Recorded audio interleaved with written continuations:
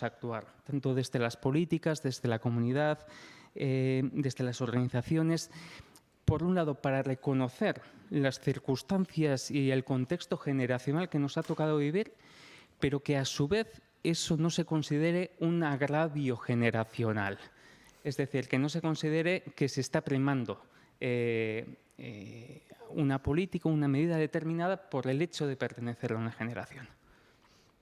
Claro, ya habéis visto, ¿no? Es que mi posicionamiento está en empezar a romper con las políticas que se definen a través de la edad, ¿no? Que unas determinadas personas, por tener una determinada edad, pues tienen que estar, por ejemplo, en el sistema educativo y es más difícil para otras que no están en esa determinada edad, o incluso que unas personas de determinada edad incluso puedan jubilarse o no. Sé que son medidas bastante radicales y difíciles, pero es que todas las políticas que tengan a la edad como instrumento de separación de entrada o de acceso siempre van a ser discriminatorias, ¿no? Entonces, yo creo que hay que trabajar desde la mirada de las personas y las necesidades que tengan y a partir de ahí construir, ¿no? Estamos como muy acostumbrados a trabajar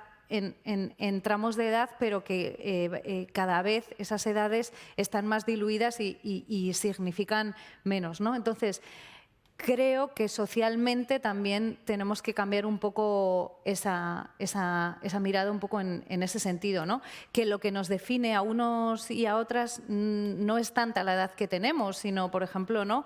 Cómo construyo yo mi día a día, qué cosas me gustan. A lo mejor tengo mucho más en común con Irache que contigo, que a lo mejor generacionalmente estamos más cerca, porque a lo mejor a las dos nos gusta algo muchísimo, ¿no? Entonces, creo que hay que ir hacia ahí, ¿no?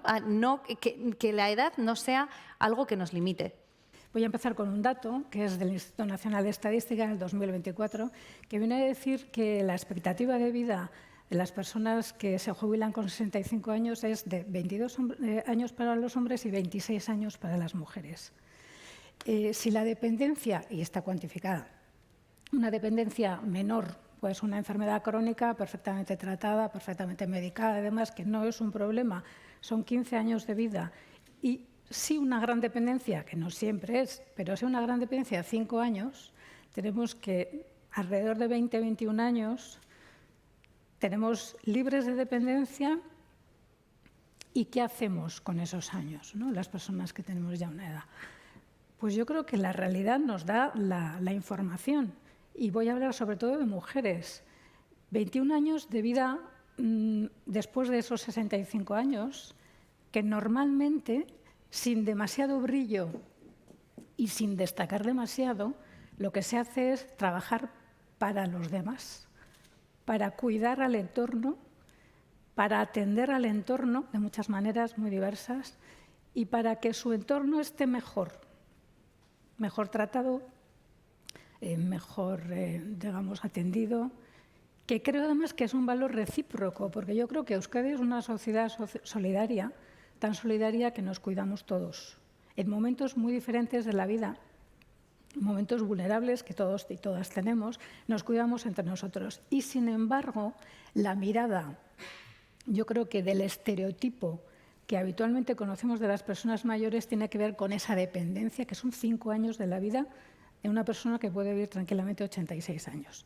Yo creo que no es justo. No solamente no es justo, sino que no es real y además todavía seguimos manteniendo unos estereotipos que están absolutamente obsoletos. ¿Por qué? Porque los baby boomers, y yo entro en los baby boomers, me jubilé el año pasado, tenemos un perfil que no se corresponde en absoluto a esa mirada estereotipada de las personas mayores. Evidentemente, la vida de cada persona es la que es y va a tener, no somos un dato estadístico exclusivamente, pero vamos a tener una proyección de vida, y hablo de los baby boomers en general, que llegamos con buen estado de salud, con una situación económica razonable, con unos intereses, unas inquietudes que están ahí, son parte de nuestra realidad, nuestro contexto, nuestro origen, nuestro nacimiento. Y, evidentemente, tratarnos como si fuéramos todos dependientes y como si el colectivo de mayores lo único que hiciera sea o es pedir, creo que tampoco es justo. O sea, el colectivo de personas mayores tiene, primero, una diversidad absoluta, porque estamos hablando del colectivo de más de 65 años, 65 años hasta el infinito. Ahí hay varias generaciones que no tenemos nada que ver tampoco entre nosotros. Ya no hablo solo de género, estoy hablando de origen, estoy hablando de sensibilidades, de formación, de recorridos vitales, de recorridos profesionales, de oportunidades. Estamos hablando de generaciones diferentes, pero estamos todos en el mismo saco y además todos somos dependientes. No es verdad. Yo creo que aquellos países que tengan la capacidad de explotar la potencialidad de las personas mayores van a tener un punto de partida mucho más, con más recursos que aquellas sociedades que no avanzan desde ese punto de partida. Y un poco lo que voy a replicar en el sentido de la dependencia. Yo creo que hablar de personas mayores dependientes es hablar de un colectivo muy concreto, de todas las personas que somos mayores, que están en esa situación que habría que revisar, y es verdad que son grandes necesitados colectivamente, pero es que es un mínimo de años y es un mínimo del colectivo de mayores, que somos muchos. Por lo tanto, yo creo que habría que darle la vuelta a la tortilla. Y al estereotipo clásico, tradicional, que ya está obsoleto, habría que darle la vuelta también. Hemos hablado de cómo abordar la diversidad generacional sin que se convierta en una fractura social. Me gustaría ahora que dialogásemos sobre esa frontera invisible que a veces separa entre generaciones.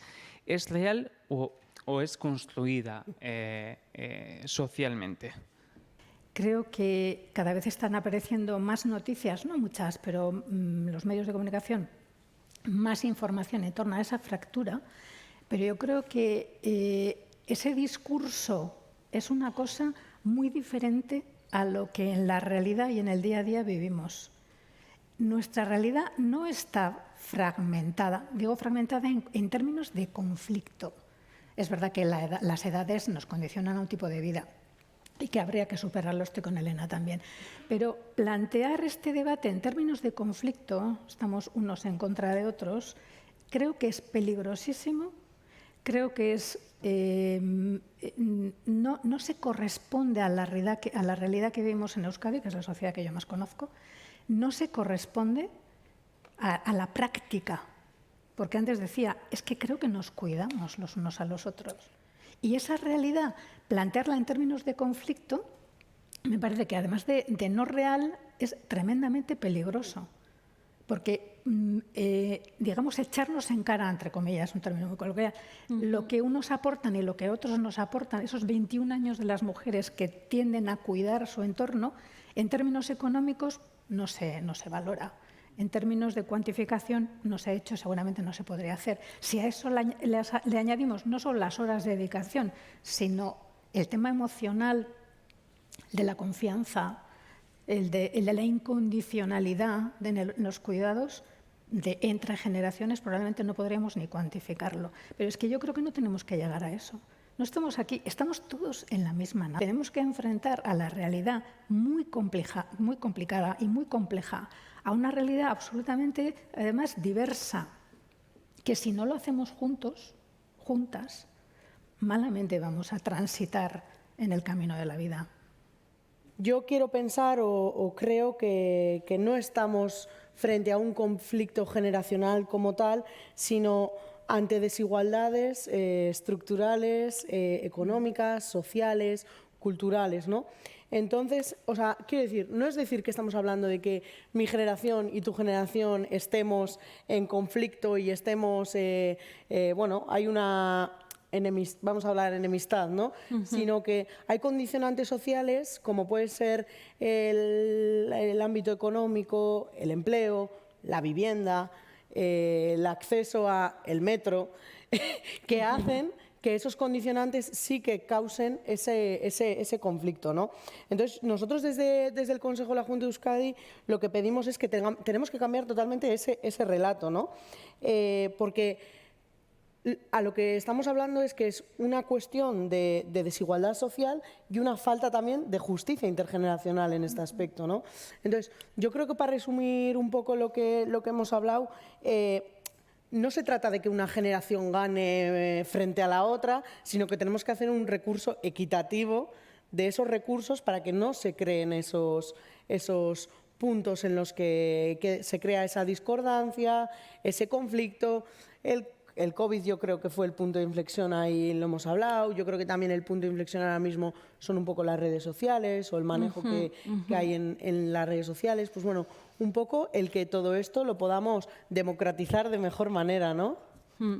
Es que, a ver, una cosa que dices, efectivamente, yo creo que de un problema estructural se está llevando como alguna responsabilidad individual cuando no tiene sentido, ¿no? También hacía Elizabeth alusión, ¿no?, a los medios de comunicación que de vez en cuando sueltan algunos titulares que no benefician a nadie, ¿no? Como uno que estuvo recientemente salió en torno a cómo habían, ¿no?, aumentado la situación de las pensiones frente a la situación de los sueldos, ¿no? Sí, y es como, claro, pero ese titular, en realidad, las pensiones y la remuneración a través de empresas que puedan tener los jóvenes o que pueden tener las personas de otras edades, es que no tiene nada que ver. O sea, estamos poniendo en el discurso algunas ideas que asocian cosas que no tienen vinculación. Eso por un lado. Por otro lado, sí que lo que dices, ¿no?, pues que en algunos casos sí que hay que pensar en por supuesto, la redistribución respecto a las necesidades, ¿no? Yo, pensando en esta ponencia, también me venía a la cabeza, porque la generación del baby boom también han sido niños y han pasado por el cole y han pasado... Cuando la generación del baby boom pasó por el sistema educativo, también fue una revolución para todo el sistema educativo. Sin embargo, ahí se hablaba de ese conflicto. Es que esto me ha hecho pensar si también hay un poco de edadismo en la mirada de que esa generación de baby boom ahora es mayor.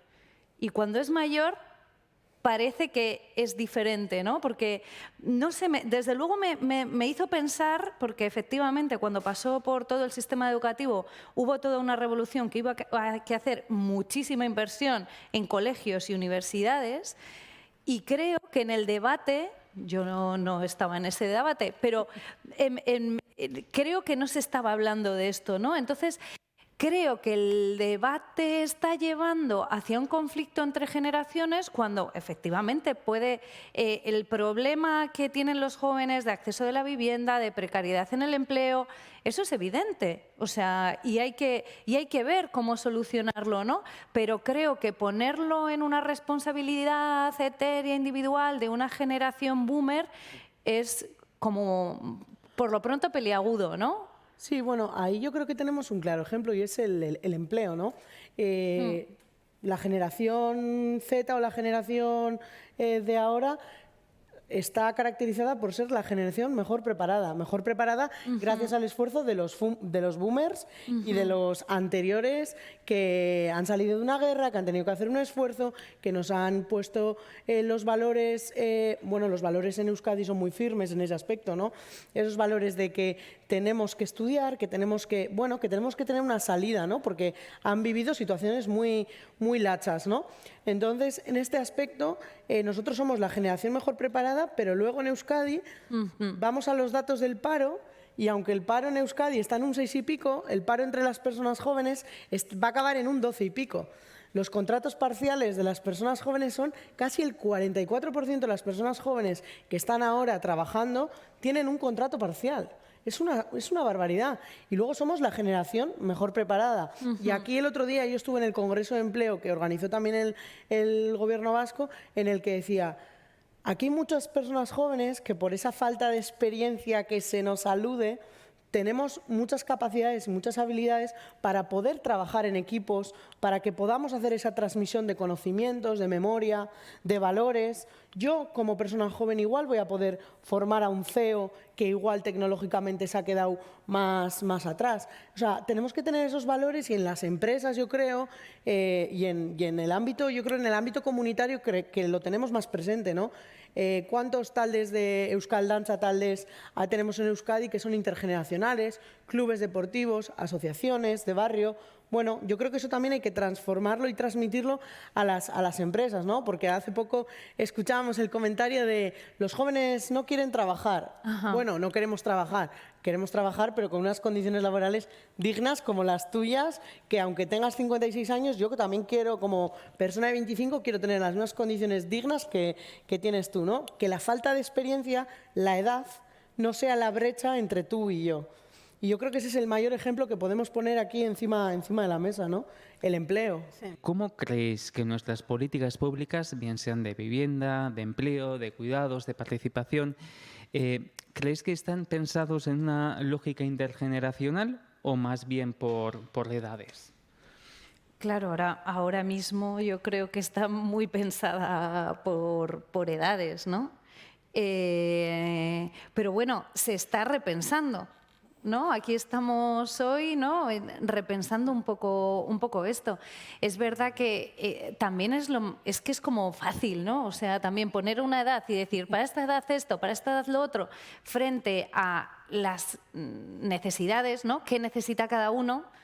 Claro, ¿cómo medir esas necesidades, ¿no? ¿Cómo recoger? Pero bueno, tenemos datos por todas partes, en los servicios sociales, en los servicios sanitarios, estamos fichadísimos por todas partes. Entonces, efectivamente, ahora mismo están las políticas muy fracturadas por edad, aunque se promuevan proyectos intergeneracionales que están, sobre todo en lo comunitario, que comentaba también la Sailburu, ¿no? Que se están trabajando, que se están haciendo muchas cosas, y también lo que comentabas, Elizabeth, ¿no? Que en la realidad luego sí que existen estas interacciones, pero las políticas todavía no están pensadas en el sentido de una mirada amplia más allá de la edad de la persona, ¿no? Sí, yo estoy totalmente de acuerdo. Creo que, aparte de en franjas de edad, también en temáticas. Es decir, Hacienda. En Hacienda se habla de Hacienda y en Hacienda no se tiene la perspectiva de las personas jóvenes en cuenta o de las personas mayores. Industria. Bueno, si tenemos que hacer un relevo generacional, tendremos en cuenta a esa gente. Agricultura, pesca, ganadería. Bueno, ahí yo creo que están divididas en edad y por temáticas. Y creo que las políticas que se dirigen a juventud, personas mayores, servicios sociales, todas tienen ventanilla diferente e indistinta. Y una cosa de la que creo que es importante hablar de cara a las políticas de que van a venir más adelante, porque creo que va a haber un cambio, espero que haya un cambio de paradigma, ¿no? El que tengamos presentes siempre el impacto que esas políticas van a tener en las generaciones del futuro. Yo creo que es la clave la clave de este cambio de paradigma, ¿no? A mí me gusta decir que ahora mismo las políticas de edad cohabitan, pero tienen que empezar a convivir entre ellas para poder volver a revertir esa balanza, ¿no? Esa balanza de políticas la tenemos así, la tenemos que revertir para que haya esa equidad, ¿no? Y yo siento ser pesada y lo volveré a decir, y eso lo vamos a conseguir con un proyecto que apueste por esa justicia intergeneracional. O sea, a mí me parece que nuestra organización político-administrativa es una, pero normalmente la sociedad va a un ritmo, a una velocidad y de una manera y en un recorrido que va mucho más rápido. Entonces, es la propia Administración, en un sentido muy amplio, quien tiene que va por detrás. En este momento, hasta relativamente poco, no estamos hablando del tema de solidaridad intergeneracional. Ahora sí. Esto nos exige recolocarnos, revisar desde todos los ángulos, y también a la Administración le interpela decir, las políticas que hasta ahora funcionaban a partir de los temas o a partir de las edades ya no valen. es que nos vamos a tener que replantear muchas cosas. Y yo quiero vivir en una sociedad donde acordemos entre diferentes de todo tipo, de edades y no edades. Desde esa pluralidad que tenemos en la sociedad, ahí tenemos que acordar.